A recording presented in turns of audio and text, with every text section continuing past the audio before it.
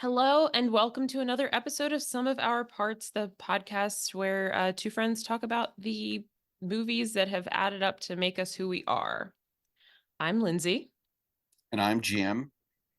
This week, it was my pick again. We are recording this still in the month of June. It will be coming to you all on the 1st of July. But since it's still June when we're recording it, I'm doing another LGBTQ themed pick for Pride Month.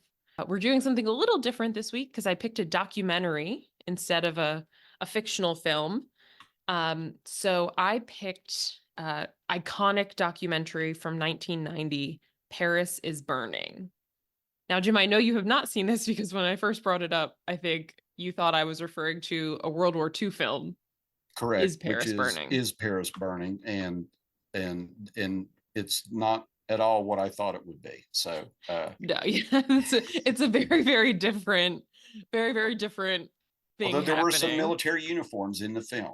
There were some military uniforms. That is sometimes a category at the balls. uh, So, yeah, it's a very different thing. So, well, I guess first off, what would you say your overall impression was? the overall impression, and I have to admit, I had never heard of this documentary or anything about it until you brought it up, and then you enlightened me into it. And after watching it, I learned a lot. I really Hmm. have to say that my overall impression is how tough of a life these people have or Hmm. had. Remembering that this was shot back almost 40 years ago. Hmm. Um, and one of the first things I wrote was, has much really changed since then?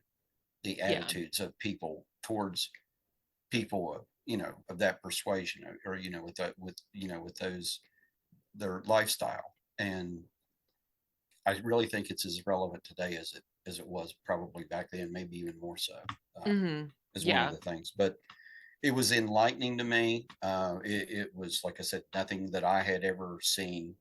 Uh, Certainly, heard about things and stuff like that, but I'd never heard of this particular documentary, or about all the nuances and all the details that the documentary portrayed, or informed us of. So Yeah.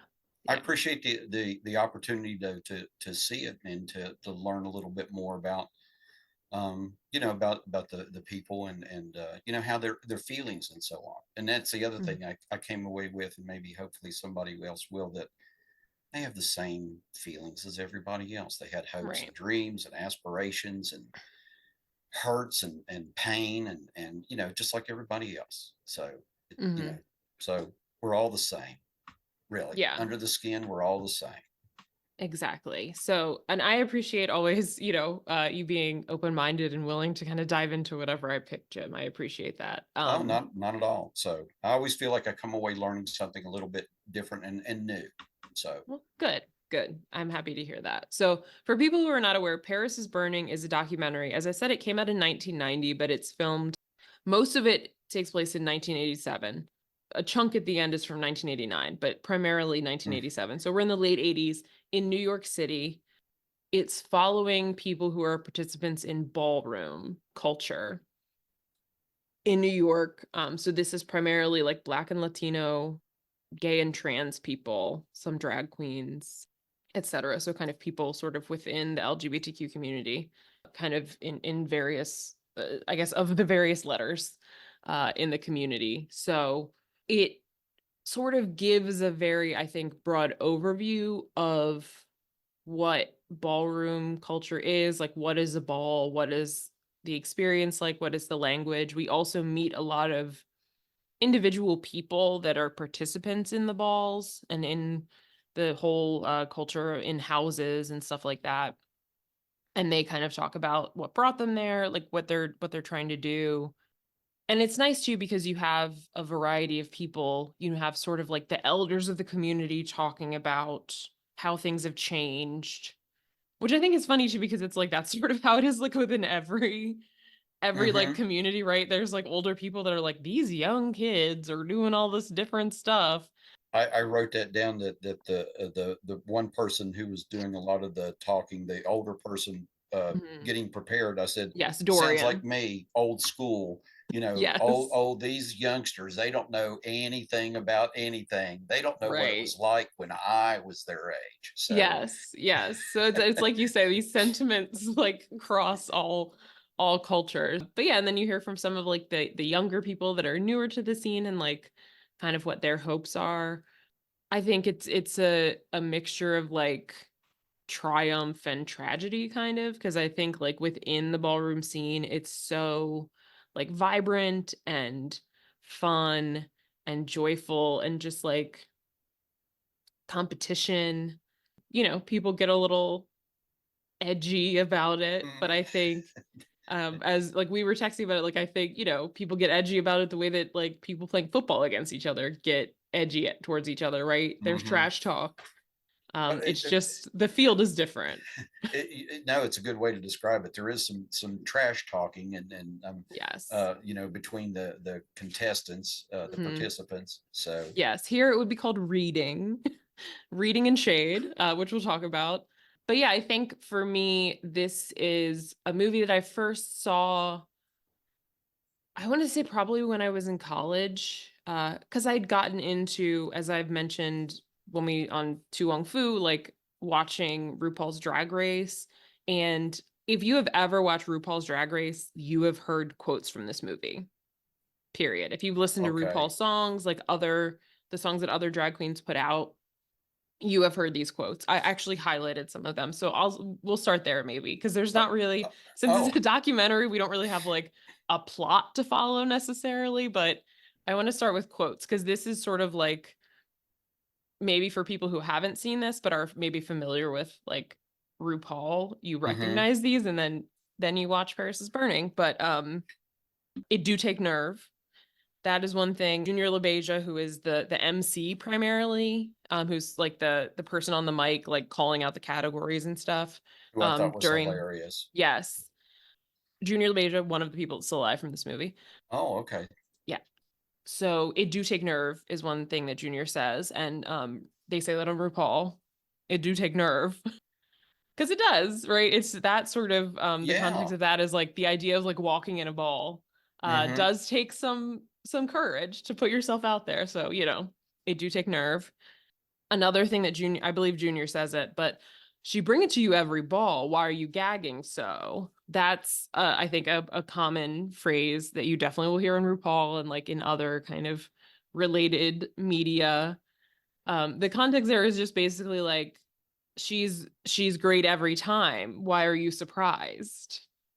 Kind Gotcha. of thing. Okay. Right. So I'll make another sports metaphor. So like Tom Brady shows up and like puts up crazy numbers on the field. Like, of course he does, because he's Tom Brady. Like that's the sentiment there. Gotcha. So maybe some NFL commentators will start using this, right? Like when That would be funny. And talk about real crossover. So that would right? be, yeah. Imagine if like the Chiefs like come back and like win big like they always do. And they're Hmm. like, she bring it to you every ball. Why are you gagging so?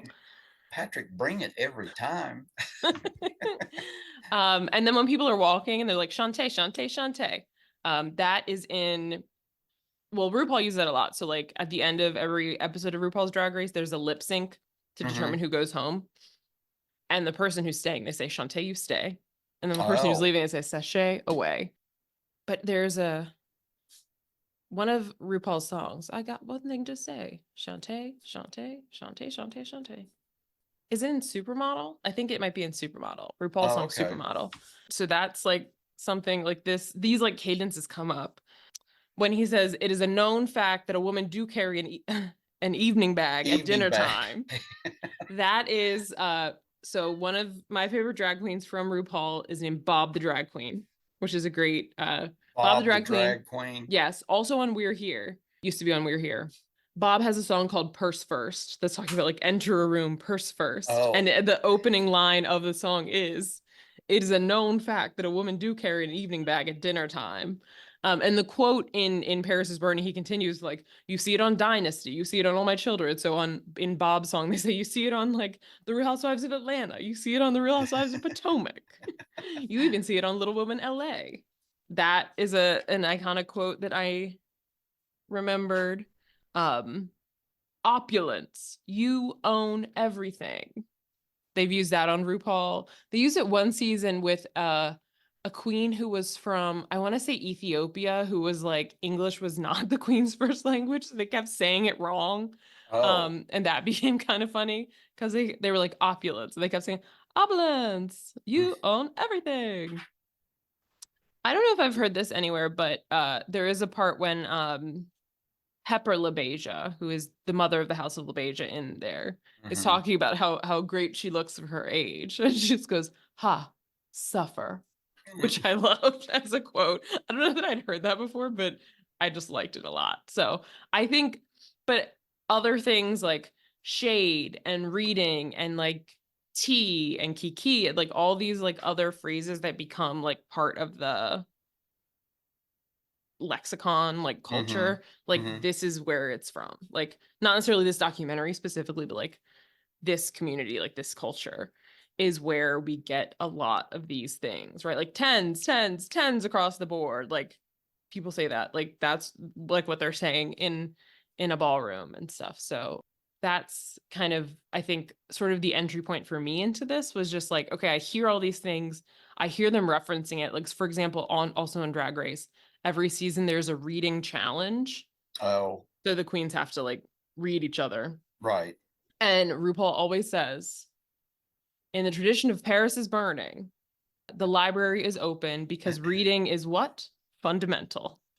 Every season. So they specifically call out Paris is Paris burning is burning. as like the inspiration. So I think for someone who was into that, I was like, okay, well, I need to watch Paris is burning, obviously, because that's like the root. That's like the where all of these things that I'm interested in started. I also want to say, as we're talking about this, like I'm obviously not like in ballroom, right? I am an admirer, a supporter, person who is interested in the culture. I am merely a an observer from the outside. Although, like, if I ever had the chance to go to a real ball, I would jump at the chance for Well, sure. I know they focused in New York, and I'm guessing because of probably that's where it was most prolific. I'm guessing, Mm-hmm. but I'm Mm-hmm. assuming though this happens, in all the big cities, or at least in most cities. Yeah, Or I mean, I think it's still primarily concentrated in New York. There are houses based other places, and I think there are now bigger, like more like formal balls that are like competitions kind of. mm-hmm.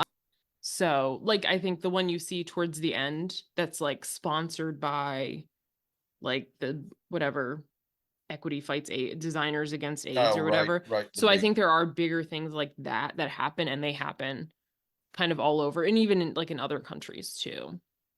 I was just looking at about RuPaul's biography. Now, Hmm. RuPaul is 63 years old, so he would have Yes. been a teenager or going into his early 20, well, say 17, 18, 19 when Hmm. this was filmed.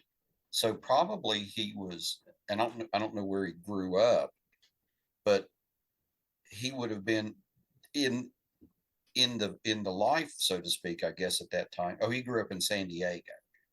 So, but Hmm. I'm sure that, he was aware or of things going on in that community and so on. It Hmm. wasn't like he was too young to know about the balls and stuff, so he probably had heard that. So he's Hmm. of that age or of that generation. Yeah. That's interesting. I wondered. I didn't know how old he was. Yeah, So, RuPaul's been around a minute, and I think that's probably why RuPaul like has such a reverence for this mm-hmm. movie, because RuPaul was at this time in Atlanta. So RuPaul like grew up in San Diego, moved to Atlanta, Oh, and okay, started gotcha. performing. So like you see what year, like Love Shack is like 1989. Like Mm-hmm. RuPaul is in the Love Shack video. Oh, I didn't know that. With the Hmm. B-52s, Yeah. I did not know that. So like RuPaul's in that video as I think as an extra, but also RuPaul's like 6'7", as I've said previously. So like It's kind of hard to hide. RuPaul stands out. RuPaul stands out. And I think she was in drag, but yeah, and sort of became uh, grew up, came up in like the club scene in Georgia, and then Okay. also in New York too, and started with the song like Supermodel, which Hmm. came out in like 1993, early 90s, and like RuPaul was gaining in prominence. So I think that like RuPaul was like sort of at the same time as like Yeah. Paris is Burning kind of also coming up through this Hmm. world, maybe not exactly like in New York City, but like parallel, Right. Okay. um doing a lot of the club stuff. So yeah, the like I said, the movie kind of walks us through what a ball is, what ballroom culture is. They sort of break down kind of term by term, which I think is kind of cool, just as sort of like it's a very intro. Because here's the thing: so the director of this movie was Jenny Livingston. This is kind of the main thing that she's ever done. I think she directed a couple shorts after this, but like this is like the thing on her resume. She Mm-hmm. also then, when they made Pose, which is a fictional show that is sort of based in this, she was a consulting producer, I think, for the first couple seasons, and she directed an episode.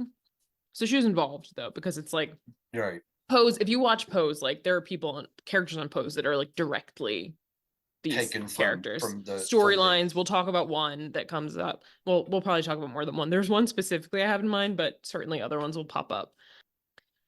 It was controversial though for Jenny Livingston to direct this, because she was a lesbian, but she's also like a white middle class woman. So like this oh, world is also not hers. So right. she was definitely like coming into a world that she was not a part of, which like can be hard. And like documentaries, they typically don't like pay their subjects. So these are all like poor people that she's like not paying to get their stories and stuff. Mm-hmm.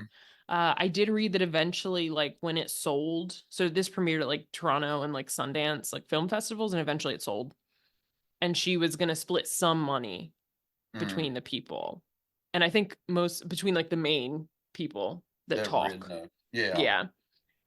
And I think most of them took it, not all. Like Junior LaBeija didn't take it because Junior said this is not enough money, which Really? was fair because I think it was like it sold for like 250,000, and the portion that she was gonna like let them split was $55,000, but between like 13 people, Oh gosh. so it's That not a was lot. it? Yeah, so they're each gonna get like a couple $1,000, so not Yeah. a lot. No, no.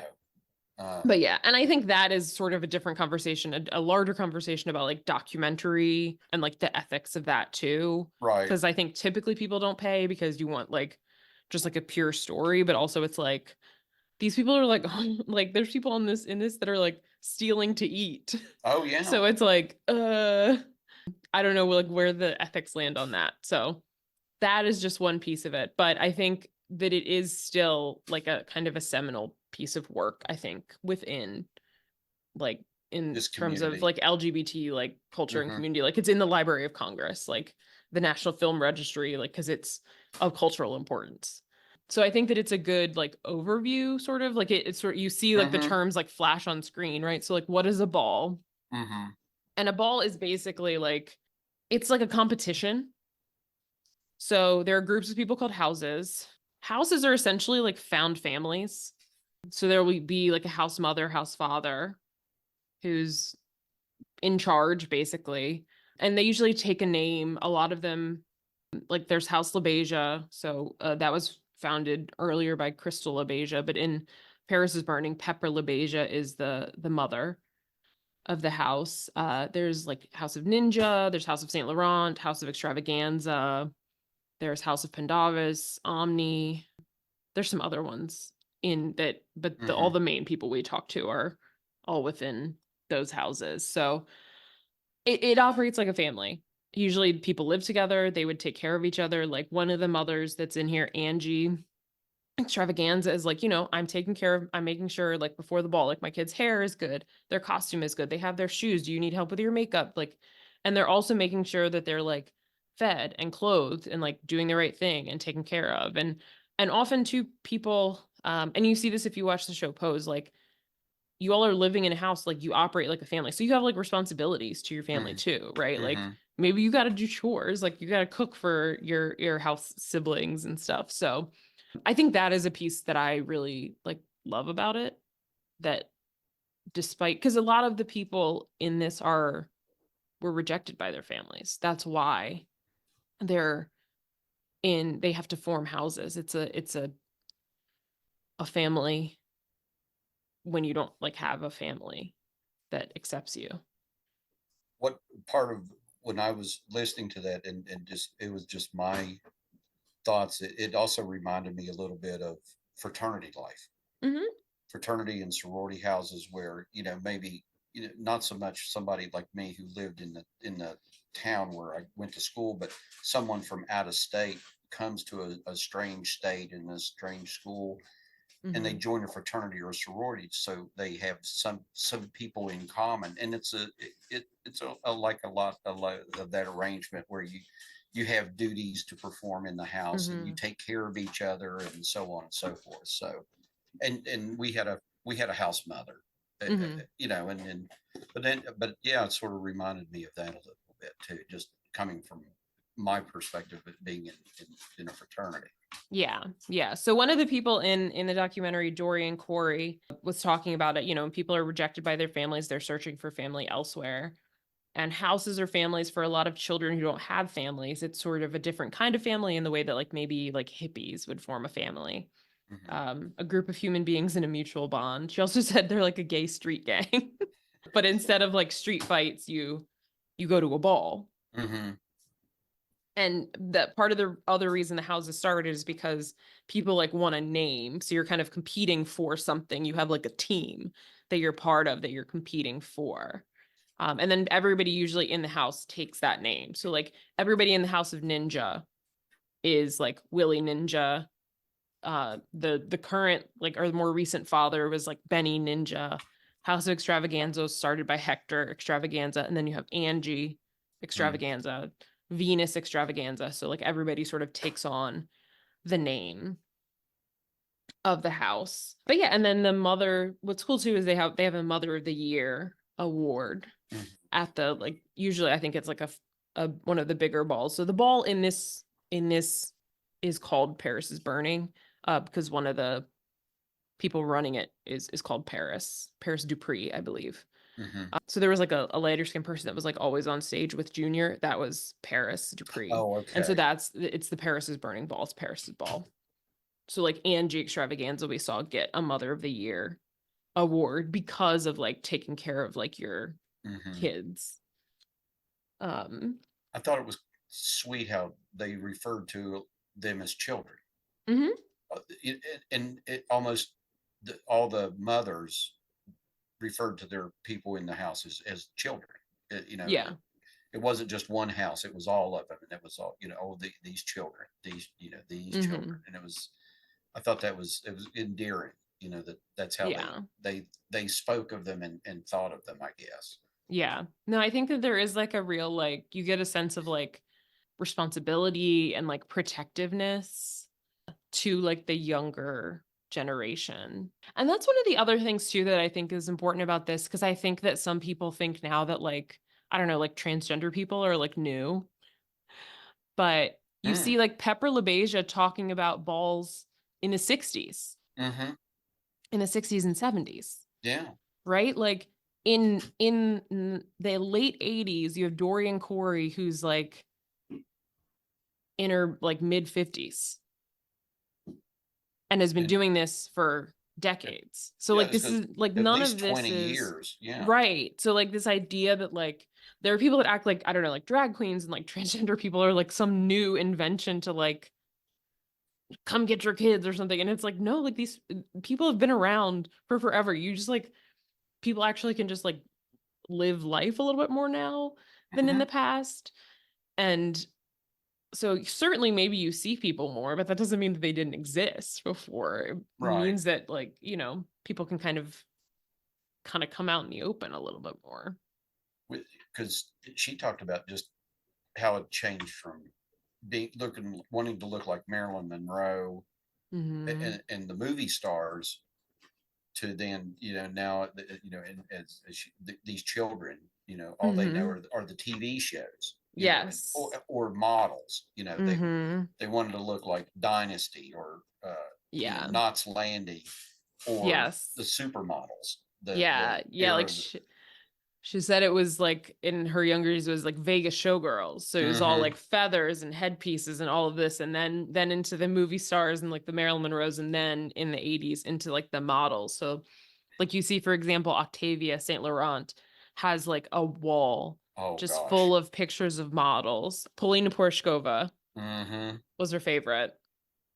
I just love, she's like, this is Paulina looking young and innocent. This is Paulina looking like sexy. This is Paulina, like all the different things. Looking fierce and Yes. yes. So. Yes, exactly. So that I think was a big inspire, like models, and I think like you said, like soap operas. And Mm-hmm. they talk about this sort of like the like wealth, Yeah. because this is something that the people that are walking in the balls don't have access to, right?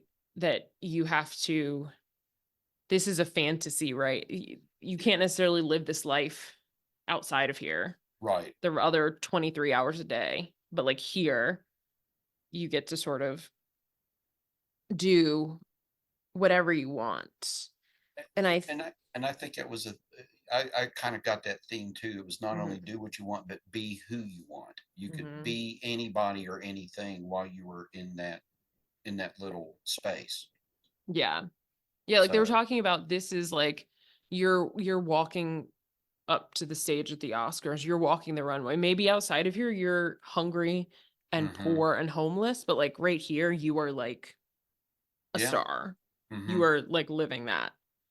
But yeah, I think that's another piece too. So obviously like in the ball there are categories people compete in. Hmm. And you compete for scores. So there are judges, they hold up their scores. That's where you like 10, 10, 10s across the board. I was waiting for If the you, paddle boards. yeah, yes, it was a little low tech with the, just the like paper. And the old folding metal chairs. Yeah. I And it's in like an Elks Lodge. Like, know when they said that, and I thought, well, that's kind of open minded of the Elks. I I thought, know. to I let was them come also like, in. you can see some old dude being like, you gonna pay me for it? Okay. Yeah, yeah, yeah, Whatever. yeah, yeah. Oh, I don't care what you all do. Just go ahead, You But pay me the rental fee and you got it. yeah, just clean up. you know. Exactly. Exactly. So yeah, it's a place. I think one of the people at the beginning talks about a ball as a place where you can feel better than in the regular world. Hmm. It feels like it's okay to be yourself. Like you can be gay and it's good. Whereas it doesn't feel that way out in the real world. I'm sure. But yeah, I think that like the categories sort of get at this. Like they talk about executive realness, right? Like it's people Yeah, wearing the suits and office wear. And it's like they were saying that like you can't, because of your social standing in the world, right? So these are a lot of like gay, Black, and Latino people. You're not going to necessarily be the CEO of a company, but like you can embody that here. hmm, It feels, and they said it feels like a fulfillment of something that you maybe can't get elsewhere. Realness, I will also say, is another term that they talk about. It's about being able to like blend in. oh, okay. So like if you're doing executive realness, like you walking around in this suit, like someone would think that you are a businessman, basically. Or Instead of just trying to dress up and look like a businessman. yes, exactly. Um so yeah, realness. And I think that that relates also to like passing. So for like Mm, trans people, like can you hmm. walk down the street and people like think you're a woman? Hmm. People think you are a cisgender, like born assigned female at birth woman. To the point where they even touch their skin. Yeah. Where they is it Yes. soft? Is it soft? And I guess meaning maybe if there was stubble or if there was or if the skin tone was soft, maybe. Yeah. Yeah. And I think like probably bone structure Mm, too. But yeah, so that was like the femme realness queens. So they're the girls who can pass, they say, who can pass in the ballroom at night and during the day on the mm, street. So that you see like Octavia Saint Laurent does that one. mm-hmm. And they're like, feel the skin, feel the skin, feel the softness, all of that. But yeah, there's all sorts of other categories too. There was like town and country where they were dressing very sort That of like Ralph Lauren, like going to the polo kind of thing. There was a military category. And I think actually reading about some of those people had been in the military, and I imagine they got kicked out. Which, by the way, did you catch up on the news today? Yeah, I did see that. That So, the president is like reinstating mhm, benefits for veterans who were kicked out for being gay mm, sex and stuff in the mhm. military. So that's good. It is. Yeah, it's going to restore a lot of veterans and their benefits. Yeah, So, absolutely. That's good. They're yep. entitled to that. But yeah, I thought that was an interesting category, the military one. And But some of them look very like, because I thought some of the uniforms, those look like real uniforms. And, yeah, I you think know, that at least I was reading, at least I think Saul Pendavis was in the military. okay. So, So I think some of them had been in, and they or wore like, them correctly, where mm-hmm, you could, in case y'all don't know, Lindsay and I work with veterans, and we've seen them in and out of uniform, but you can tell when someone's used to wearing the uniform. And yeah, yeah, so, exactly. mhm. But yeah, you get like schoolboy and schoolgirl realness. They're dressed like Oh, school. They're yeah. going to school. Um, some specific categories, there is a body category. So that's usually for someone who's a little more thick and curvy. Oh, okay. The people, I will say, usually when I have seen body, like on other shows, the people are not like fully undressed, but in Paris is Burning, they were like fully, they're like, oh, you want body? I'm giving you Hmm. body. Yeah, you got body. So, There's other ones, like there's usually like a face category, like Octavia Saint Laurent did face a lot. Just someone with like really good bone structure and like a hmm, pretty face. There's Butch Queen first time in drag, so that's usually like a more buff dude who's in drag for the first time. some of Uh, those were really pretty funny. So, I mean, yes, yes. That's what it's funny sometimes like RuPaul will like call people that. Like, oh, uh, Butch but Queen first time up in drag. Like if someone is not looking maybe as together as they should. But yeah, so that's sort of like what the ball is as the people talk about, like they have evolved over time. So like before, again, like Dorian Corey and Pepper LaBeija were saying it's like very showgirl, but then they developed more categories so that then more people could participate. Because before it was very like kind of the drag queens are doing it. mhm, And then obviously they developed categories that are inspired by like Dynasty, right? So they want to be that like Alexis Carrington like look. The champagne mhm. is burnt. Like Yeah. that's they actually just did a challenge on Drag Race where like it was an acting challenge inspired by various like movies and shows, and there was a scene inspired by that the champagne is burned. Burnt.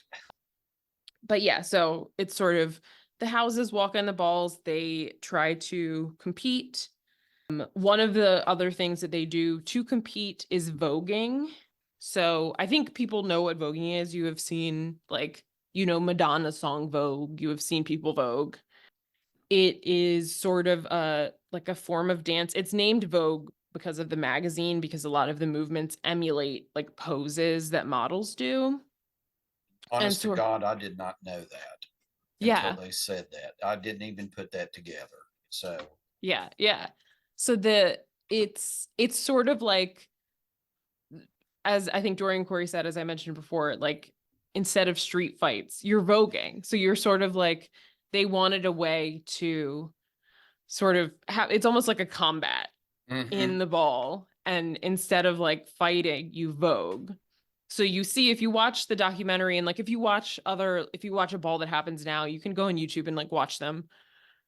People are like in each other's faces, like almost oh, touching really? as they're doing these moves, right? And like they're being shady to each other. Like for example, Willie Ninja was talking about how like I might hold my hand like a compact and do my face, and then I show you turn it to you so you can see that you need to do your face too.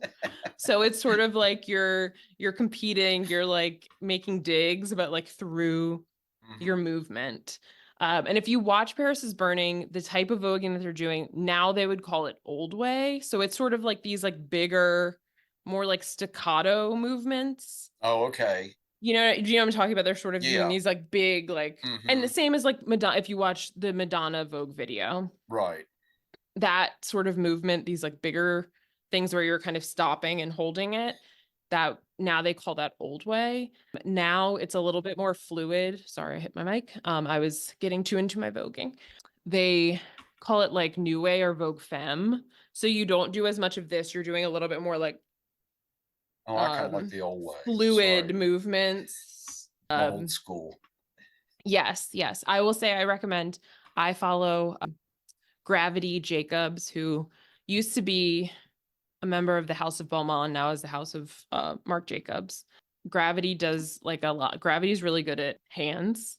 Hmm. Is that Uh, the old way or that is like new way. It's like new Vogue way? Femme. Okay. So voguing, Leomi Maldonado is another person that people can look up who is like sort of a legend within the ballroom scene now.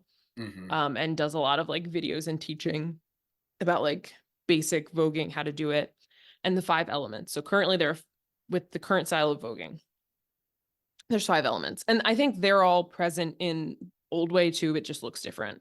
Hmm. So there's floor performance. So, you know, you would see people on the floor, like moving their legs around and posing Oh and stuff on yeah. the floor. There's spins and dips. So when you see kind of people like look like they're just falling on their back, that's a dip, or doing like a 360 spins and dips.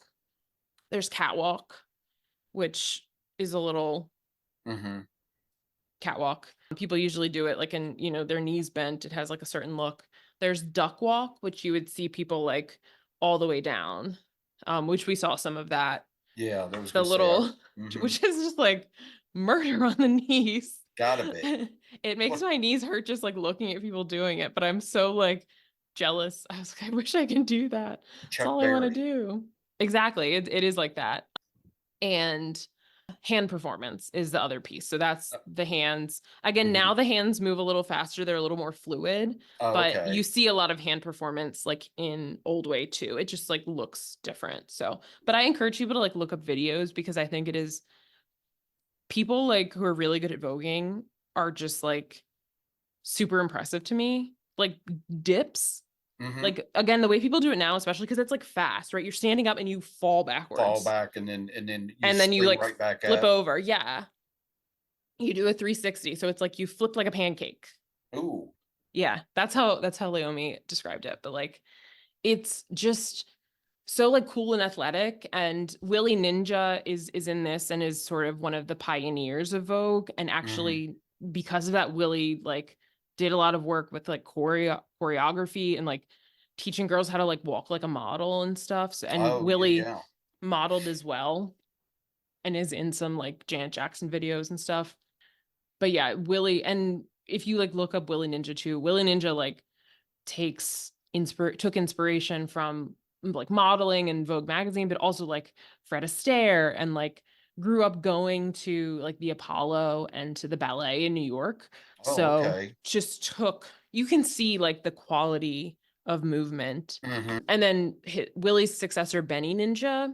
People who grew up like me watching America's Next Top Model may recognize Benny Ninja, because Tyra Banks would bring Benny Ninja on to like teach the girls how to pose, Oh, okay. because Benny Ninja was like so good at voguing and like super flexible also. And you could see that too, the way that people were like moving their Hmm. arms. Oh, well, just the way they contorted themselves on the like doing the floor thing. Mm-hmm.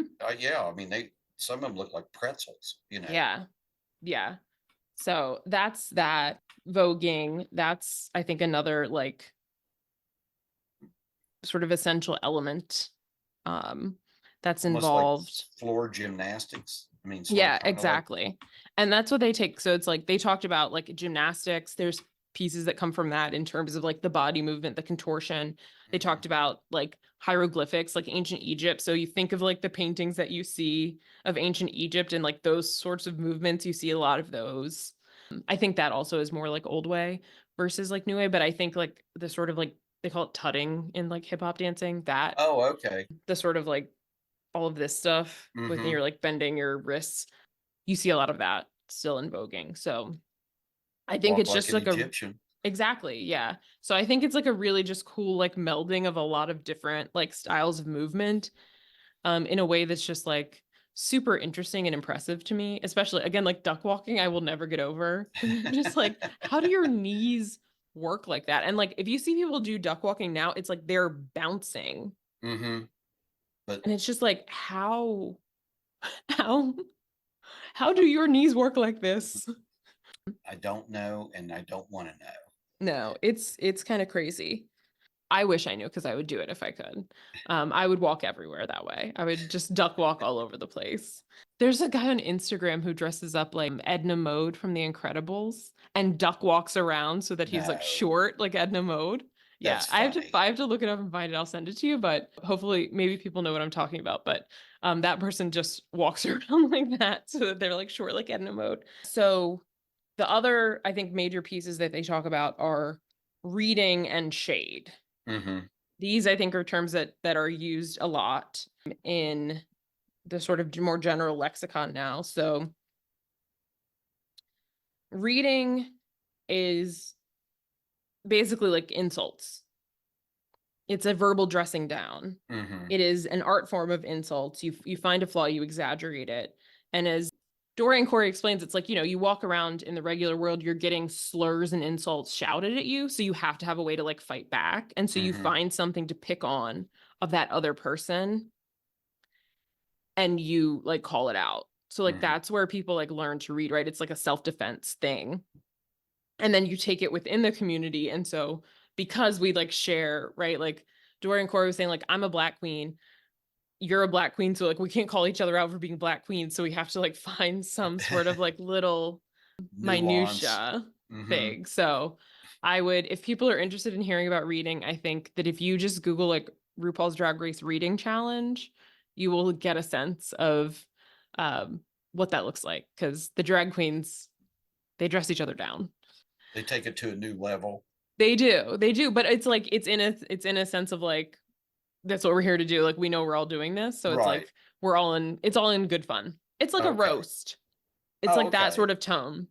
Gotcha. Right? Like when you go to a roast, you're about to get like Mm-hmm. roasted. You're about to Mm-hmm. get picked Yeah. apart. And that's sort of what reading is. It's in the spirit of like healthy competition and community and stuff like that. So, because you can see like if you watch Paris is Burning, if you watch any other like the emotions are high. Like people are trying to Mm. win, Mm-hmm. right? So there are people, for example, there was a like menswear category Oh yeah. and a guy was wearing a fur coat. Oh, that. And somebody was saying that that is a women's fur coat. So you cannot win a menswear category if it's a women's fur coat. And he was like, it's a men's fur coat. It buttons on the left side or like Yeah, whatever. on the And somebody correct was like, side. I saw you. I saw you get that at the women's whatever. So it's like people are really like, Mm-hmm. and you get a trophy. It's not They like you had some get, great trophies, you by do the get, way. there's some, if you win a grand prize, they're the very big trophies. They're bigger than they're taller than the people. I mean, Yeah, they're like those the are 6 foot tall trophies. Those it, used to be the big ones when I did karate. oh, Those are the ones you wanted at the karate. I think I won one of those one time at a karate okay. tournament. But yeah, they're the big trophies, the big Yeah, ones. you did. Yeah, that's not one of them participation trophies. Oh That's no. that's the real deal right there. Yeah. So, They come for grand prize. Like uh-huh. that's what they want. But yeah, so they get very competitive. So that's sort of where reading comes from. That's where the voguing comes from. It's sort of this way of like getting at people without like fighting actually. The other piece is shade. Shade, as Dorian Corey explains, comes from reading. So reading is like, I'm going to tell you you're ugly, but shade, again, I'm quoting Dorian Corey. I Hmm. don't have to tell you you're ugly because you know you're ugly. So shade is a little more subtle. Shade, I would say, is more like a backhanded compliment. Like that's Hmm. the vibe of it. Shade. This is the example I keep thinking of. Please don't read into it. People who love Taylor Swift, but like I think an example that people use a lot. There was an interview with Aretha Franklin years ago, before she died, obviously, and she's being asked about a bunch of like current singers Hmm. and her opinions, and she's offering them. And when they get to Taylor Swift, she pauses, and she says, "Great gowns, beautiful gowns." Hmm. Whereas the other people, she had Hmm. remarks about their Their singing, voice. their Hmm. singing and their songs. So that's an example I think that some people might be familiar with, as I would consider that shade. Shade. She didn't come out and She say didn't she's a say bad anything. singer. Yeah, Right. she didn't say Yeah. anything about Taylor Swift singing her songs. Right. She just said But she didn't compliment her either. yes, she says she has great dresses. Mm-hmm. Yeah. So there is an example. Again, Swifties, please don't come for me. I didn't say it. Aretha Franklin did. I'm just repeating it. Mm-hmm. So that's kind of the overall sort of thing, all the kind of pieces of the culture. And you see too, even within the movie, obviously, like I said, it starts in 1987. At the end, it's in 1989, and they have a ball that's sponsored by the design industry to benefit people like dealing with AIDS. And Mm-hmm. it's like on the news, and there's like lights and cameras, and there's like celebrities Yeah, there was. judging, right? Mm-hmm. Fran Lebowitz was judging. Jeffrey Holder and Gwen Verdon were like judging at this ball. And so they were saying, like, they're different. The balls are different. They're less like street. Right. But they're more toned down as they become a little more like formalized almost. But yeah, that's kind of what it covers. I thought maybe then we can kind of talk about the people that Sure. we hear from, just because I think they're obviously interesting people, and they're the folks we get to meet. So the first person that we meet is Pepper LaBeija, who at the time was the legendary mother of the House of LaBeija. Not the founder. Crystal LaBeija was the founder in the 60s or 70s. I can't remember. Oh, okay. Crystal LaBeija founded the house. Crystal LaBeija also is in another documentary that I have not yet watched, but I want to. It's called The Queen. Oh, okay. From 1968, and it's about a pageant. And I think like we talked about pageants when we talked about Wong Fu. So this is about a pageant, and it gets into some of the dynamics within the community, because Crystal was a queen of color, and the queen who wins is white, and Crystal's talking about like the racism and classism within the community. And there is sort of like a legendary rant that Crystal LaBeija goes on about losing, and how she's gonna sue and all this stuff. So, but yeah, so Crystal LaBeija formed the house. Pepper LaBeija at the time of this documentary was the legendary mother, and they talk a little bit about like legendary status. You have to basically be kind of like an elder of the community. You've been around, you've won a lot of trophies. You're a legend, like, period. Yeah. So at the time, Pepper was like 40 when they made the documentary. Pepper died in 2003 at age 54 Pepper had like really bad diabetes and had a heart attack. But interestingly, so Pepper talks about this in the documentary, sort of lived as like a feminine person, like a feminine man, but was like very against the idea of like undergoing any sort of like physical transition surgery. What I actually thought was interesting, like, you think people treat you bad because you're not like physically a woman, but people treat women bad too. So like, what's gonna happen? I was like, really, Pepper, you ain't wrong. Exactly. And again, I thought and this was almost 40 years ago. And then, and like I said, if things really changed that much, like Pepper said, you just said, you could be changed, you could change, but it's not going to necessarily improve your lot in life. Yeah. Which is, again, it's that feeling of that you can't really get ahead, or you can't win, or that's not what is going to make you happy. Yeah. Pepper, interestingly, also had a female companion and had a daughter with her. Really? And so Pepper spent like the later part of her life like with them. Oh. Until she died in 54. But yeah, I also will just say, pronoun wise, I'm just going by kind of what they used in the documentary, or like Pepper's Wikipedia page uses she. Okay. So I'm sorry if that's not correct, but yeah, then Dorian Corey is another one of kind of the elders. Dorian, I think is like my favorite in the documentary. Dorian's the one you talked about that's like you watch like getting into Mhm. drag. I think Dorian has like such great quotes, like just such a like a way with Mhm. words of like explaining things. Mhm. Like the just talking about like wanting to be famous and Mm. like, I have this little bit of fame and like that's it for me. And like everybody wants to I have to look up the full quote and I'll read it before we finish, but like I had hopes of being a big star, and as you get older, you maybe aim lower, and like everybody wants to leave a mark on the world, but maybe just getting through it is the way that you do that. And like, the people around you are how you leave your mark on the world. And maybe it's just pay your dues and enjoy it. And then she says, like, if you can shoot an arrow and it goes real high, well, hooray for you. Yeah. Like, That if somebody remembers you, then mm-hmm, you've left your mark. And that I thought the same thing. And then I I can maybe relate a little bit to this being older. I think as we do get older, maybe our dreams do get a little smaller. mm-hmm, Unfortunately, yeah, when we're 20s and 30s, you have high aspirations, and then when mm-hmm, you get to the age where you look back and you think, I didn't get to where I hoped I would be or where I wanted to be, and then mm-hmm, but maybe where I am is good enough. yeah.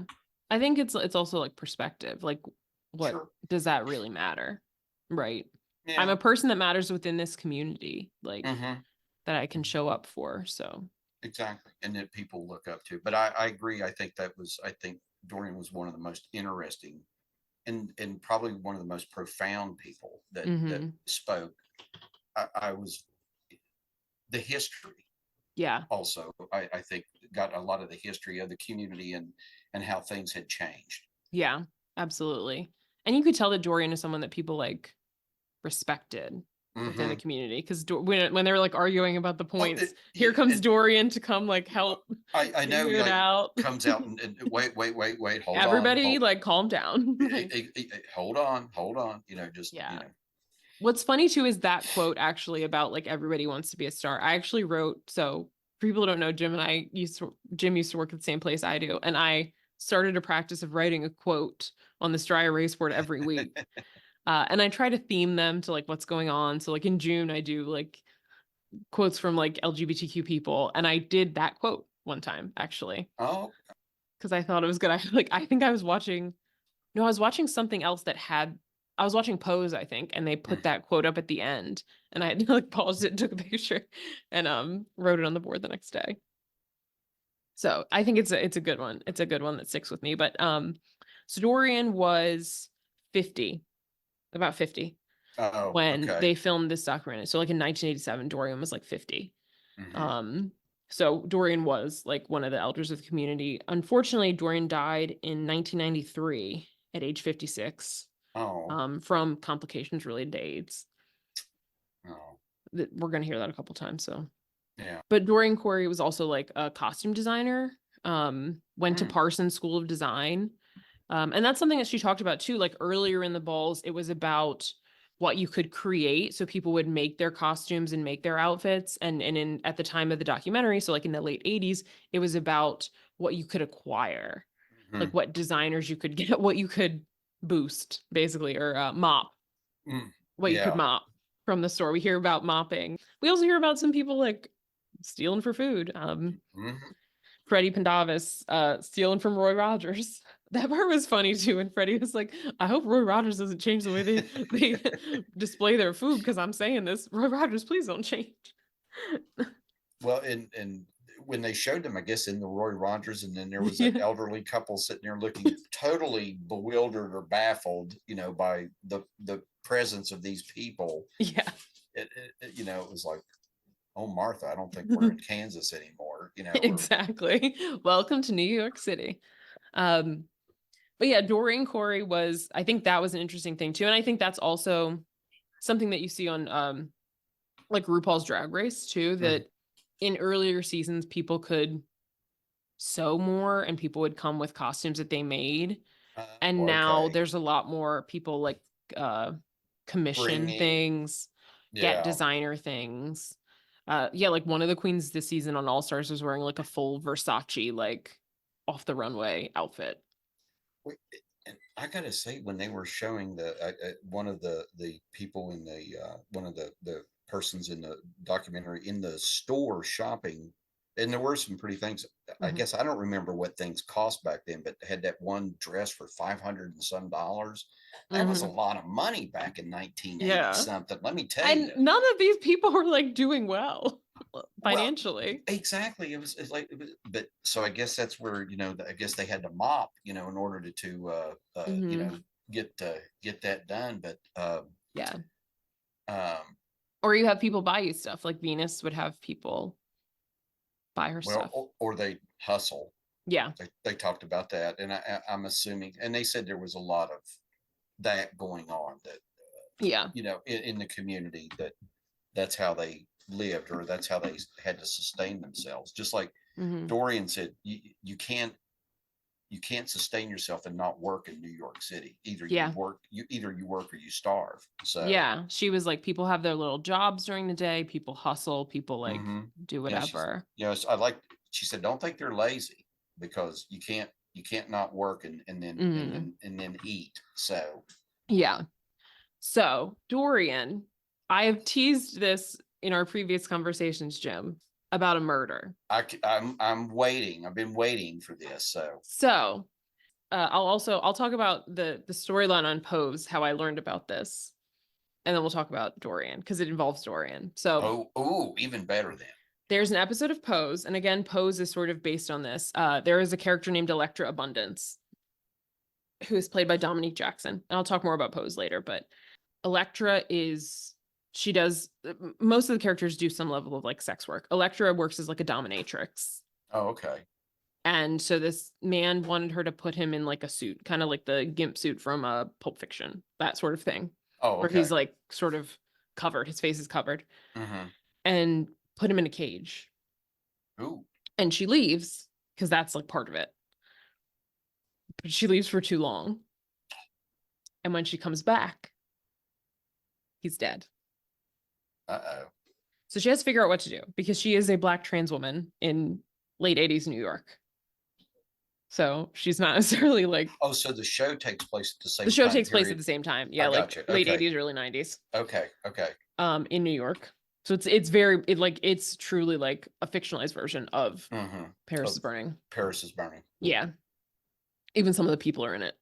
And so she calls on one of the elders in the community who I think is in some ways supposed to represent Dorian Corey, although she's the lady who does like the illegal like injections also.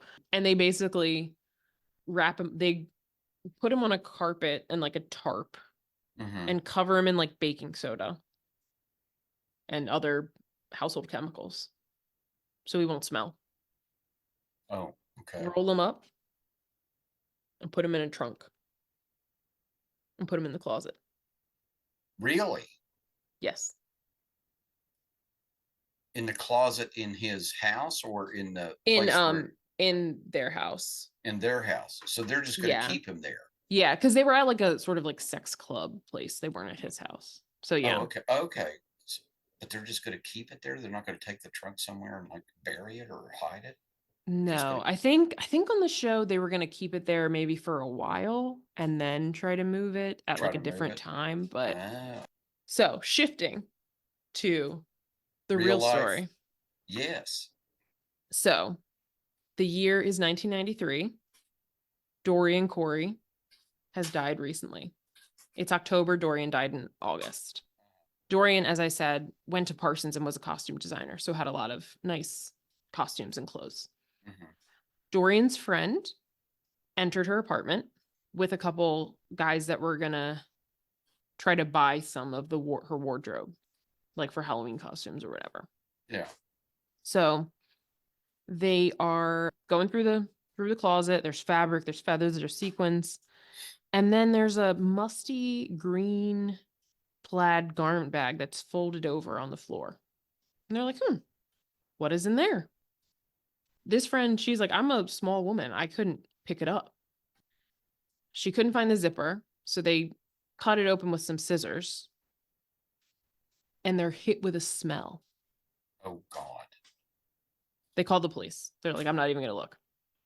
So there's the fabric of the bag. Then there's some tape wrappings of like what seems to be faux leather, and then plastic. Mm-hmm. And then inside of that is a partially mummified body in the fetal position. I'm reading from an article now. I'll put the article in the notes. Okay. Its formerly brown complexion, now purple and yellow. Its ears mirror cartilaginous vestiges. Its blue and white boxer shorts tattered, with a bullet hole in its head. Encased within the layers were detachable pull tabs from flip-top beer cans. So they eventually found out that it's a guy named Bobby Worley. So Gotta Bobby, ask, how did they identify the body? they got fingerprints. They still had fingerprints. I mean, It says, despite the technical hurdles posed by decay, Figueroa, who's the detective, managed to extract fingerprints from the corpse. Oh God. So I guess so. And then they sort of dated the shooting because they were like, okay, we found these pull tabs, and the pull tabs existed in like the 60s and 70s, right? So like, Yeah, right. we put it Yeah. in that time range. Mm-hmm. So Bobby Worley was like a criminal. He had been arrested for like rape and assault. He'd been in prison. He was estranged from his family. He hadn't been seen in decades, obviously. So there's a few different theories about what happened. Mm-hmm. This is one that people don't really believe anymore, but people say maybe she was protecting, like the body was already there because she moved at some point in the late 80s. And they're like, oh, maybe that was already there and she just wasn't gonna tell anybody. Yeah. Because obviously she wouldn't, like, if you're gonna move, it's a little hard to move a corpse. Right. Then other people say that he was a burglar who broke in and she killed him in self-defense because it was a dangerous area. She had a gun. Like Jenny Livingston, who's the director of the documentary, was like, no, there were like truly, I mean, it's late 80s in Harlem. So like New York at the time was very dangerous. Like the director was like, yeah, there were definitely like gunfights outside of her apartment, like when we're recording. So the prevailing sentiment, like the theory that most people believe, is that they had a romantic relationship that reached a tragic conclusion in a crime of passion. So there's different kind of information about how that played out. Like apparently Dorian Corey wrote a story, a fictional story, quote unquote fictional story, about a transgender woman who killed her lover after he browbeat her into having gender reassignment surgery. Oh. So people think that might have been it. So, but it seems like they did know each other. He, maybe he was like abusive and had a problem because, I think that that's a thing too, right? He's like a man who has this attraction to like this transgender or gender nonconforming person and has feelings about that and takes them out on Dorian. And then it's a self-defense thing. So there's different theories, but it seems like Dorian Corey in one way or another killed this man and then sort of like mummified him in a garment bag in her closet. That's a great story. It is, isn't it? It is. So see, I'm glad you think it's great because I have been like teasing you with that for a while. I know. I keep hearing it. For those of you all, so just to let you all know, so building up to this, Lindsay is always like sort of hinted at, or like she said, teased about. Oh, I'm going to tell you about the murder. The murder. Yeah, there's a murder, and then it's alluded to in another show, and it's like. Yeah. So I've been waiting to hear this story for a while. So yeah. So Dorian Corey, I think, wins like most interesting person in this documentary. Yeah, just jumped up several notches in my book. So I'm just saying. So yeah, exactly. So the other folks that we meet, as I mentioned, Willie Ninja. Willie Ninja was the father of the House of Ninja. Really great in voguing, kind of a pioneer there in terms of like choreography and posing, and like did a lot of work with modeling. Like Willie modeled and also taught models, did choreography, was in music videos. He was in a couple Janet Jackson music videos. I like the segment where he was teaching the models how to walk. Yeah.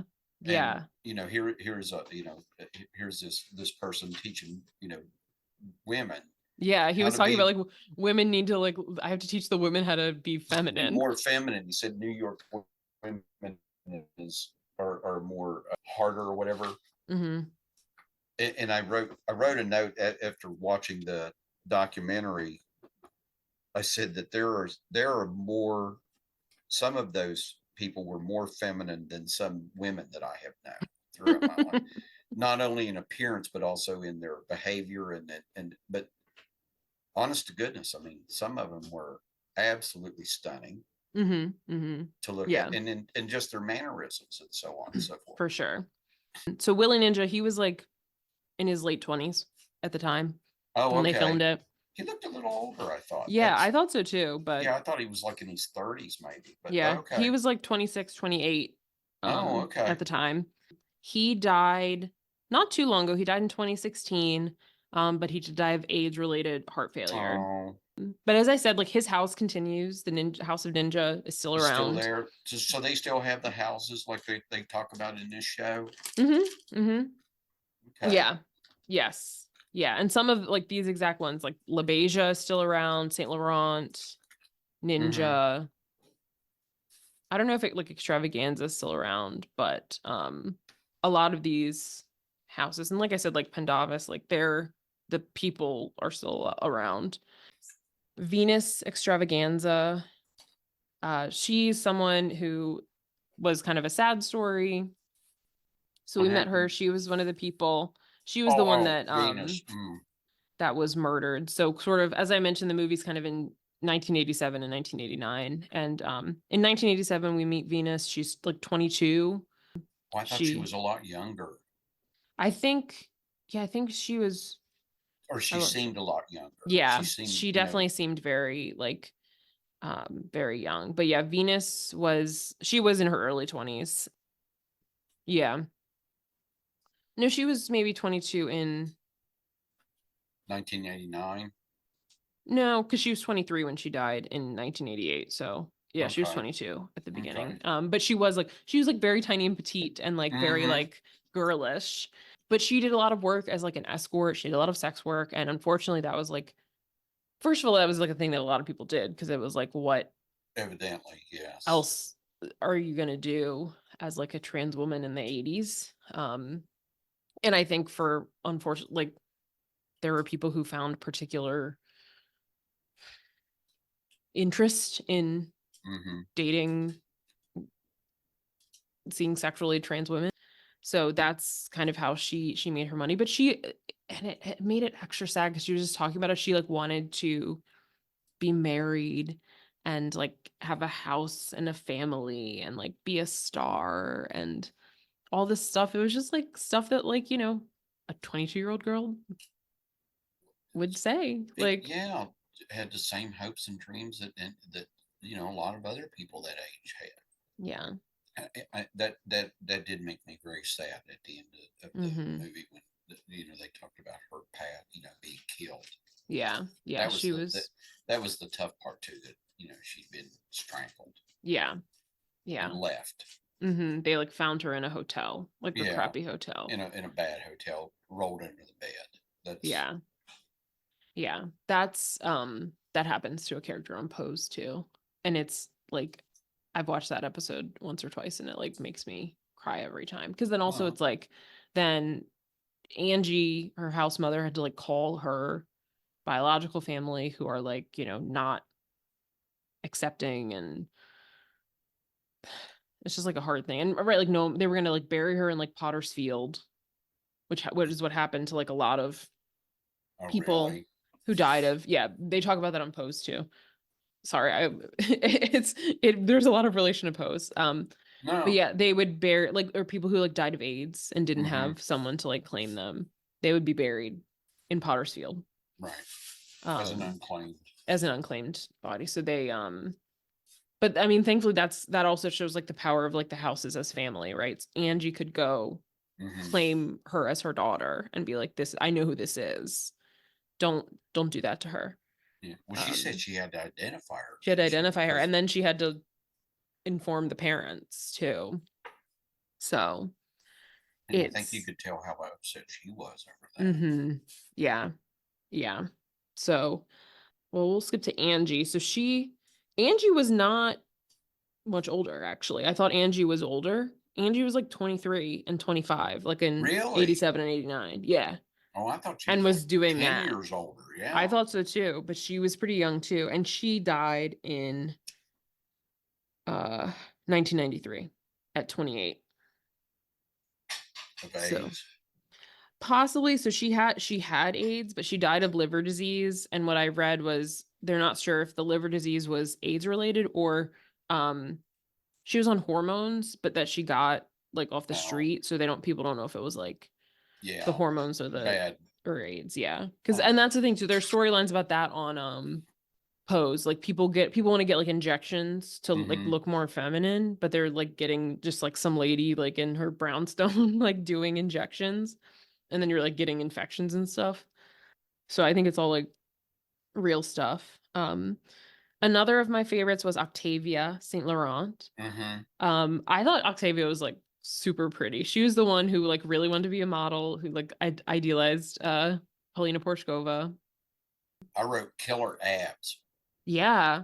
I mean that was like, that Mhm. was some serious bodybuilding stuff going For on there. sure. So I yeah. loved her outfit that one time when she had her hair kind of out and like Ye- the sort of zebra print like Yeah. shirt and skirt. I was like, oh, I want to wear that outfit for sure. She was also like in her early 20s. She was like 23, 25.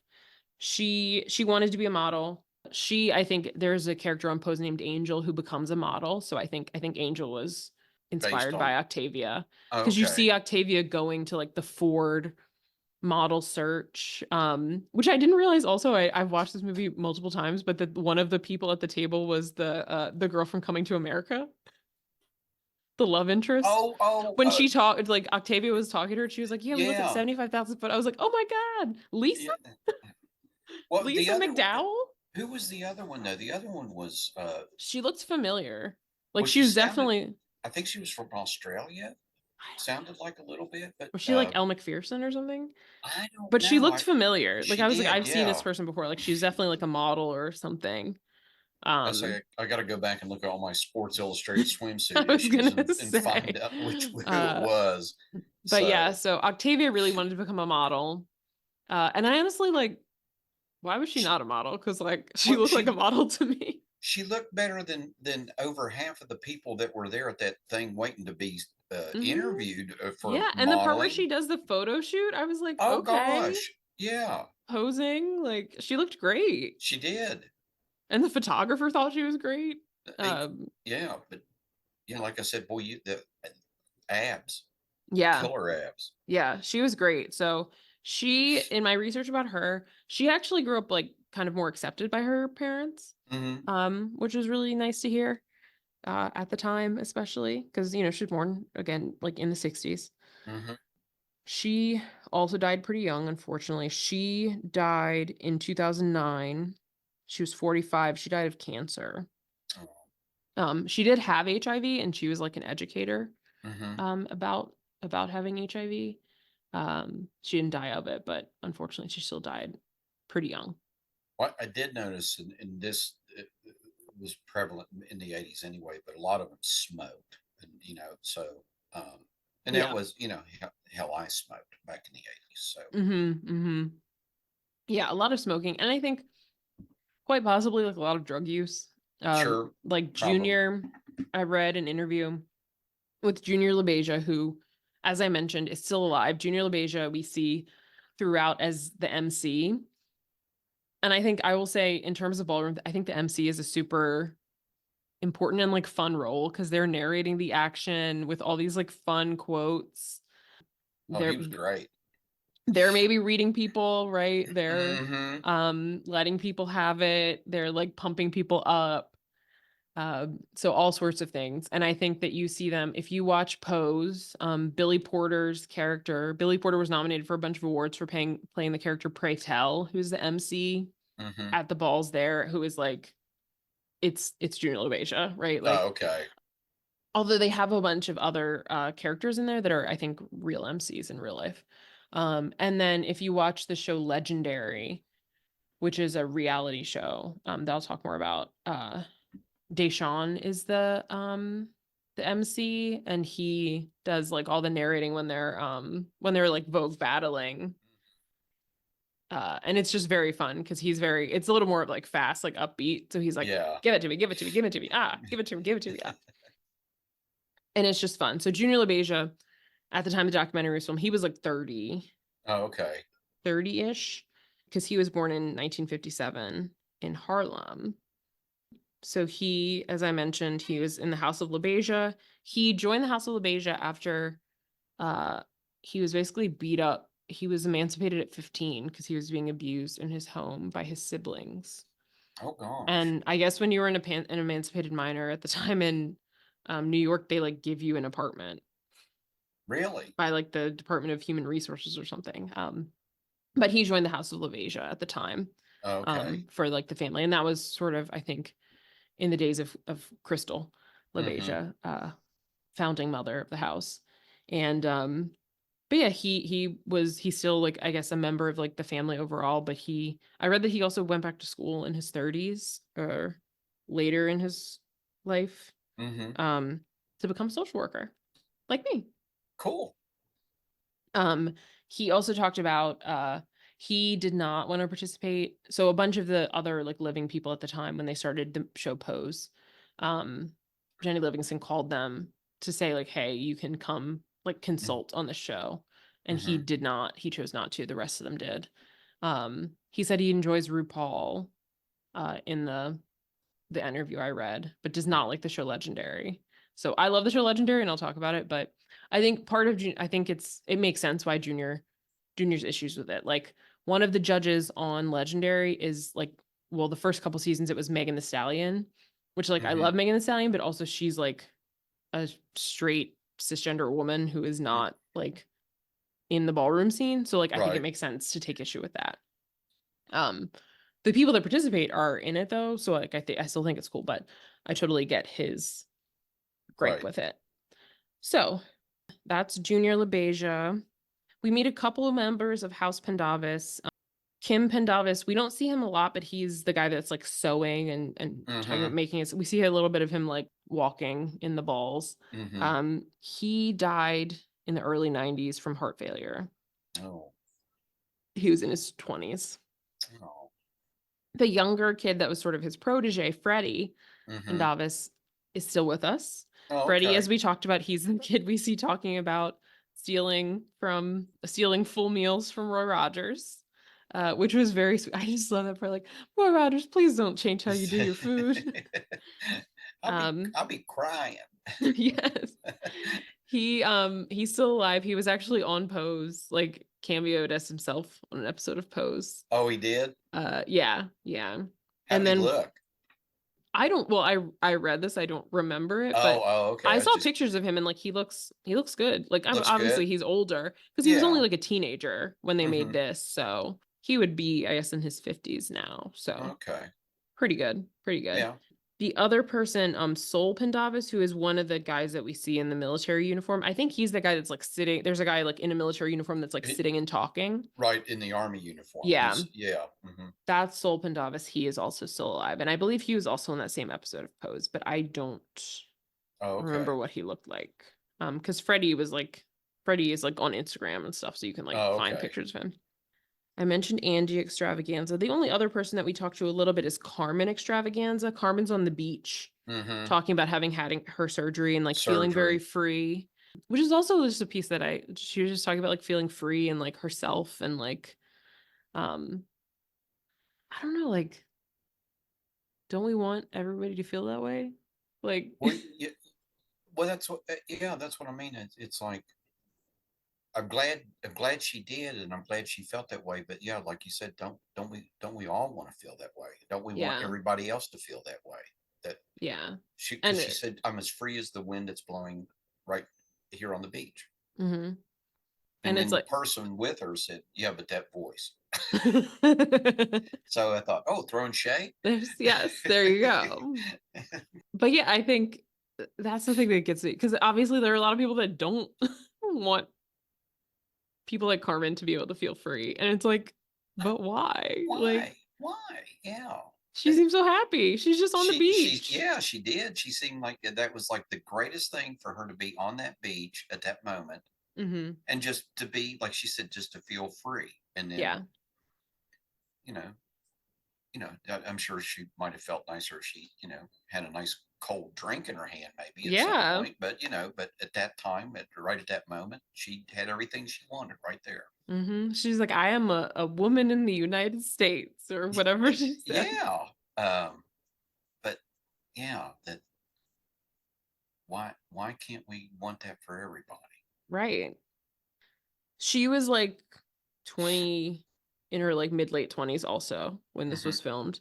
She actually just died in the end of 2023. Oh, She had cancer also, oh, but she was 62, which is like, I think that is the other thing that like makes me sad looking at this is like, and certainly this is something that is already like known within like the gay community, but like there is really a lack of like elders hmm, because of AIDS and violence and stuff that people dealt with that you know what I mean, there's just like a sure, generation that's like missing. yeah, that died way too young, Yeah. Yeah. and probably a lot, like you said, a whole generation probably is missing that group. Yeah. It's like it's hard for me to wrap my head around in term like you know what I mean, like in terms of the amount of people like that were dying, Hmm.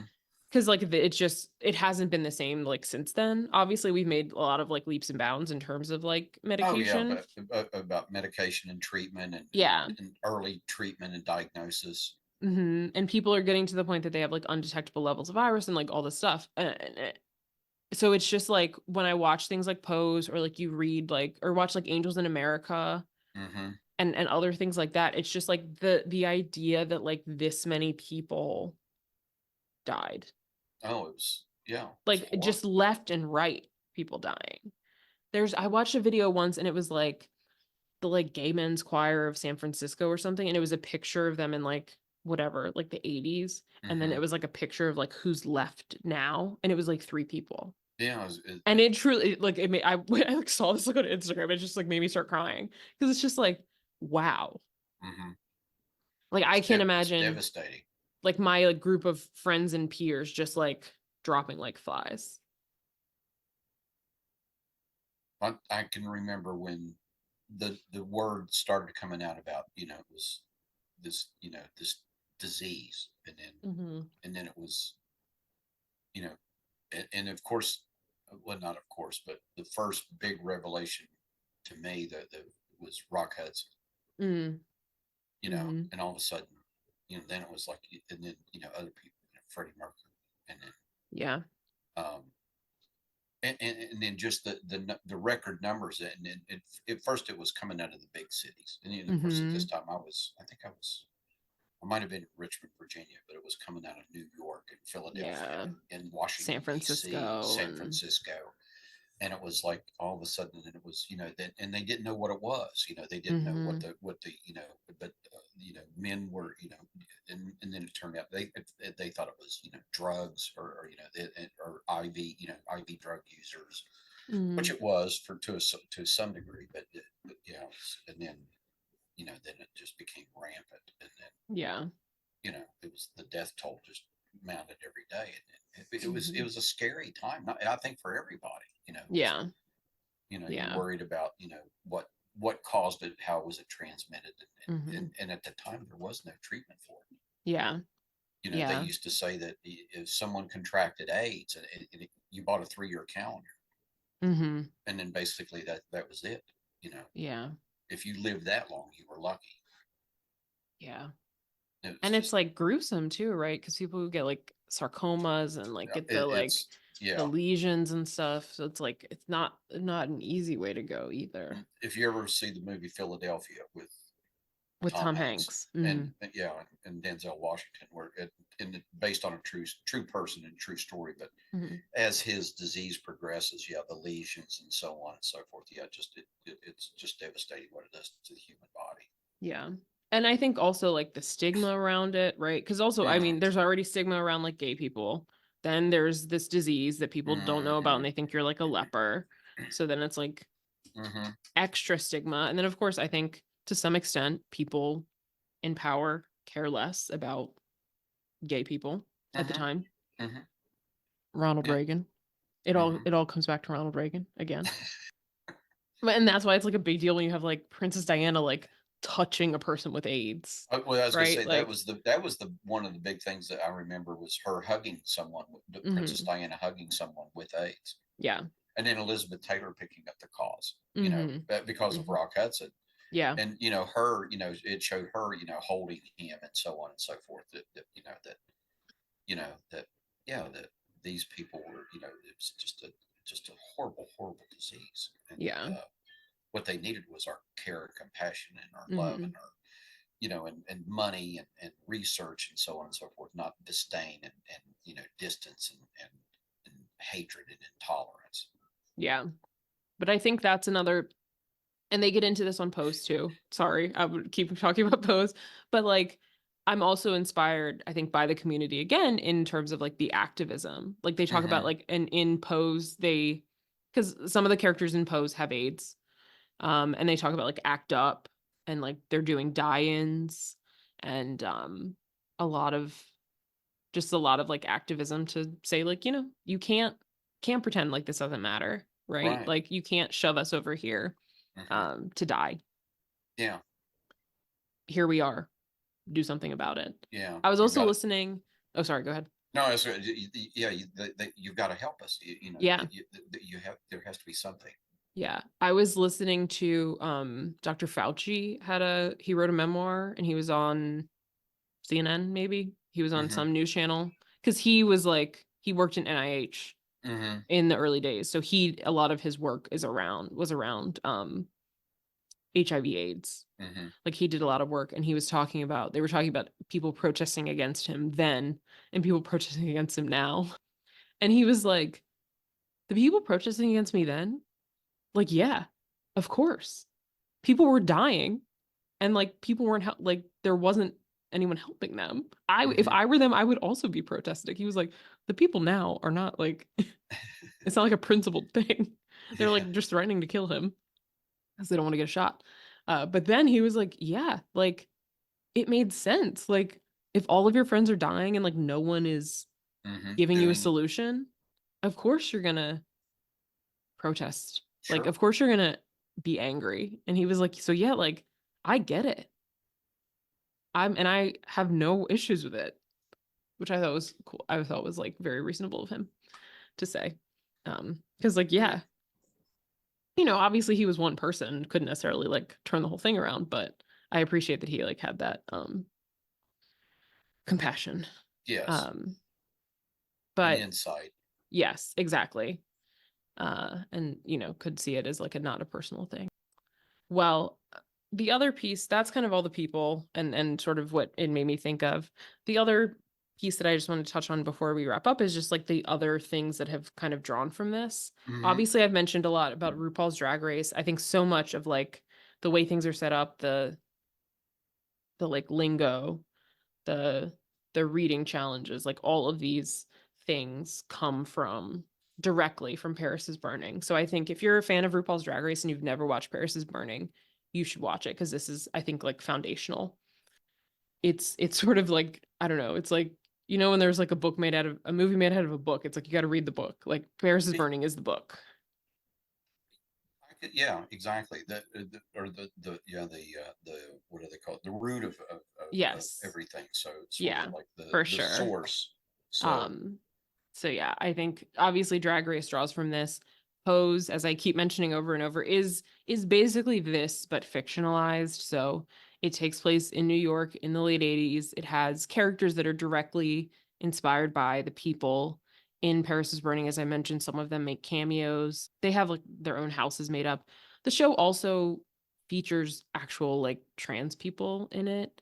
oh, okay. I Um, was going to ask you in the show itself, do they actually have trans people in it, or do mhm, they have mhm. people, acting as? Yeah, no, it's actual trans people. So like Dominique Jackson, who plays Electra, Michaela J. Rodriguez, who plays Blanca, Hmm. India Moore, who plays Angel, Angelica Ross, who plays Candy, and then Lulu. I can't think of the actress's name, but Mm. They're like all trans people, and there are Okay. other ones that are in there too, but they're like in the main cast. Okay. And then like Billy Porter, as I mentioned, he plays Pray Tell, who's The the MC. MC, and very funny. It's just, I Billy think, if Porter's very talented anyway. So. yes, incredibly talented. It's fun to watch. You get to see like, you know, people's lives outside of the ballroom. You get to see them in the ballroom. You get to see them walk all these different categories. And there's an episode in terms of mopping or stealing for Hmm. outfits. The very first episode, uh, all these folks were in the same house at the time. They're in the House of Abundance that's run by Electra, which is Dominique Jackson. And the ball theme is royalty. So they steal outfits from an exhibit at the museum to wear, and then they win because they all look like spectacular. They're wearing these like huge period gowns with like, you know, the robes with like the little fur on the edge and stuff. So it's so good. There's a lot of sad stuff too. As I mentioned, there's like characters with AIDS, there's a character that gets murdered. There's people like engaging in sex work and like escorting and kind of the complications around that. There's people, you know, finding love and navigating relationships as like trans people. Hmm. They deal with discrimination, both like racial and otherwise. I think it's a great show. It's a show that I recommend to people all the time. Certainly, as I mentioned, there's stuff that's sad, and hard, but I think that especially the first few seasons, it's a really great show. Oh, It's okay. definitely available for streaming. So people should watch it, especially, you know, because I think it's like this documentary. There's some stuff that is just like so fun and hilarious and like glamorous and cool. And there's also some like hard stuff too Hmm. that's just like real. The other show is Legendary, which I mentioned. Junior LaBeija does not like it. So Legendary is a reality competition show. So there's three Oh, seasons of okay. it. It was on Max, and then David Zaslav decided he hates me, and so they took it off. But I think now it's on Tubi or like the Roku channel. But it Okay. is a competition show. So each season there's like 10 houses that compete. And some of them, like you do see, like the House of LaBeija was in the last season, House of Ninja was in the first season. So some of these houses, Are House of Saint, still. yeah, they're still going. House Hmm. of Saint Laurent. There's a lot of other houses now. They're all like named after designers. Oh, There's House okay. of Belmont, Lanvin, Escada, Miyake Mugler, Balenciaga, JC Chanel. Penney. Yes, yeah. Revlon, Comme des Garçons, like lots of Gryff- designers. Like I said, House of Jacobs, Marc Jacobs. Gryffindor. Yeah, yeah. If only that would be fun. But they compete each week. So it's like a sort of ball each week. Hmm. But they get like sort of special challenges. So they'll have to use like, for example, I mentioned like the 5 elements of Vogue. So they'll have to emphasize like hand performance Oh, okay. in their, they sort of do a choreograph thing rather than just like walking. Hmm. But they do like catwalk challenges and like they do synchronization challenges. And then the sort of, they get scored, you know, 10, 10, Hmm. 10, whatever, by the judges. And then the bottom two houses each week have to like Vogue, they pick their best Voguer and they battle, they Vogue Oh, okay. battle. And then at the end, the house is like the most legendary house and they get a trophy and some money. The Ooh. judges, yeah. Um, Law Roach, who is Zendaya's stylist. So kind of Law has the best like fashion critiques, and Law is like very bitchy. Oh, okay. Law is kind of mean. Law is the Simon Cowell of the legendary judges, but is always funny. Laomi Maldonado, who, as I mentioned, is like a legend of ballroom herself. She's one Hmm. of the judges, so she actually gives some of the best critiques in terms of like, this is how it's supposed to be in ballroom kind of thing. Hmm. And then Jamila Jamil, who people might know from The Good Place. She's the uh Tahani on The Good Place. She's an actress. And then the first 2 seasons, Megan Thee Stallion was the other judge, and the last season it was Kiki Palmer Oh, as okay. the fourth judge. All right. And then Deshawn, this guy Deshawn is the host, and like he's in ballroom himself. Oh, okay. Um, so it's just very, I think it's great. Again, you get to see the like athleticism and amazingness of Vogue. Even if you just like look search like legendary clips on YouTube and just see like performances. The last season, the house that won was the House of Juicy Couture, and they did amazing performances. And you can watch videos of Naomi talking about the elements of Vogue. I think that it's just, if you're not familiar with Vogue, I think it's just like a great show to just like see it showcased Hmm. in a really like fun, creative way. And like the balls all have a different theme, right? So they'll have like a ball that's like summer themed. They had like a Halloween theme. They had like one that was like spies. Ooh, That one was really good because the House of Juicy Couture did like a Pink Panther inspired very good. number. Hmm. It was very cool. So all of them were like detectives, and the one Hmm. was like the Pink Panther. It was very cool. But yeah, I love that show. I was really mad when they took it off, but I'm glad that it's apparently available somewhere else. So I really recommend that to everyone. I also mentioned earlier the other documentary, The Queen from Hmm. 1968, which features Crystal LaBeija. And then there is one more that came out that I haven't watched either, that came out since this. It's called, I will tell you, and it featured some of the same people. How Do I Look? Mm. Which is sort of like considered like the sequel. To So Paris is Burning. yeah, so it chronicles ball culture in Harlem and Philadelphia, so other cities Oh. as well. But it features Pepper LaBeija, Willie Ninja, Octavia Saint Laurent, also some other people. Kevin Aviance, who is a legend, who's on Beyonce's Renaissance album. So Mm. that's a lot of that album has a lot of like ballroom and like house influences. So you hear the sort of like there's some songs that have like the MCs like Oh, okay. narrating, and it sounds like it does at the ball. So Kevin Aviance is one who's featured. Kevin Prodigy is another one. Like there's a song called Pure Honey, and at the end you just hear them going, Miss Honey, Miss Honey, Miss Honey. I did that very poorly, so sorry to people who like that, but listen to the song. Well, Um, I wouldn't know, so I don't have anything to it's compare against. Sounded okay to me. I appreciate it. It's not my best impression, but yeah, I think Renaissance is another thing that's like inspired by this world. And if you got to see the tour or you saw the movie, like they do like during Pure Honey, I think they Hmm. do like voguing, and they do like how, because there are people in her sort of troupe that she Oh. toured with that are like there are people. Honey Balenciaga is in the House of Balenciaga, was on Legendary doing Hmm. voguing, and was on Beyonce's tour with her. So Oh, it's okay. she had like real voguers and ballroom And, people in the show, in the so show. Yeah, which was very cool to see. Like yeah. Well, again, just like I kind of showcased and uplifted.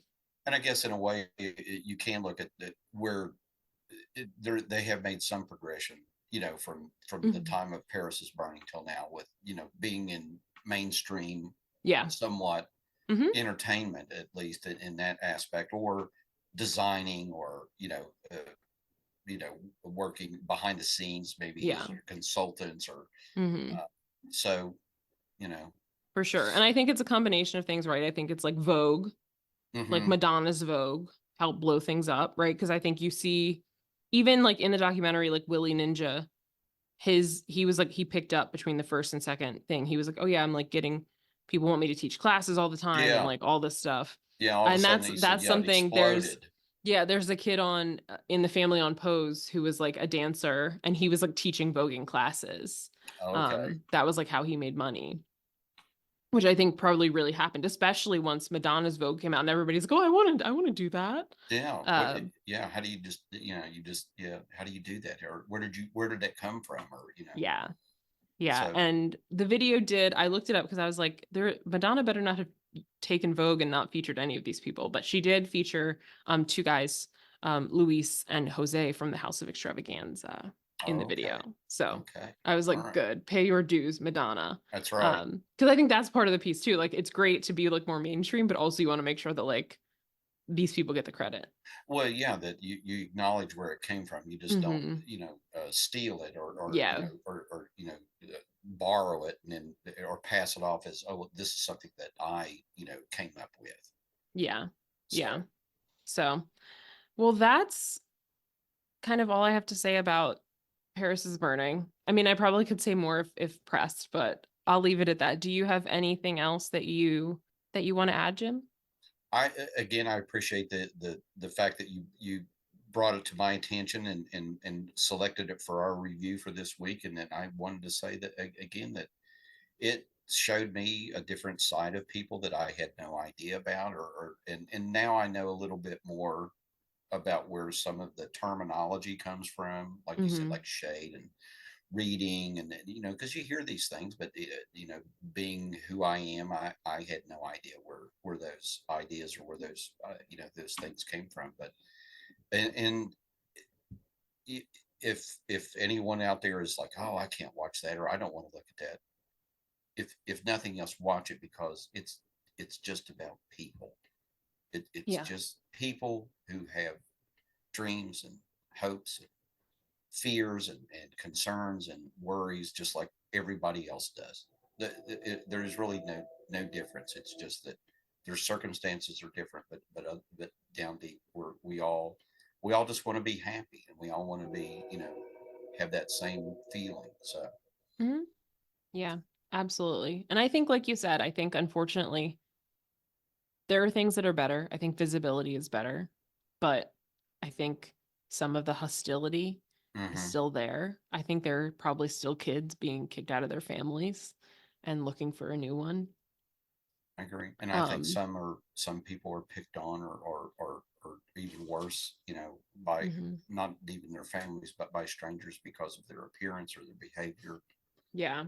There was one quote at the beginning that I wrote down because I thought it was impactful. There was a guy who said his dad told him, "You are black, male, and gay. You have three strikes against you. So you are going to have to be stronger than you ever imagined to like get by in the world." That's, when you think about that, you think that's tough, that, Yeah. and is it really any different today? Yeah. For Yeah. someone to have those three things true about them. Mm-hmm. Yeah, maybe in some aspects it's a little bit easier, or it's somewhat better, but it's still tough, Yeah. you know. Absolutely. Absolutely. So Well, I want to read before, as we wrap up, I just want to read the quote that Dorian Corey says because I really like it. We sort of okay, talked about it a little bit, but I just want to read it directly in Dorian's words, and then we'll leave it at that. okay, So, I always had hopes of being a big star, but as you get older, you aim a little lower. Everybody wants to make an impression, some mark upon the world. Then you think, you've made a mark on the world if you just get through it and a few people remember your name. Then you've left a mark. You don't have to bend the whole world. I think it's better to just enjoy it. Pay your dues and just enjoy it. If you shoot an arrow and it goes real high, hooray for you. profound thoughts. Yes. So, everybody, if you haven't watched Paris is Burning, definitely recommend it. It's not long, it's only like an hour and 20 minutes. Goes pretty fast too. And I think it's just a good overview of a community you may not be familiar with. Or Agreed. maybe you are and you just want to know more. Well, thank you for listening. Please leave a review, comment, rating. You can follow us on Instagram at Some of Our Parts Pod to see all of the other films we've talked about and get some clues for the next one as they come. And with that, bye bye. Take care.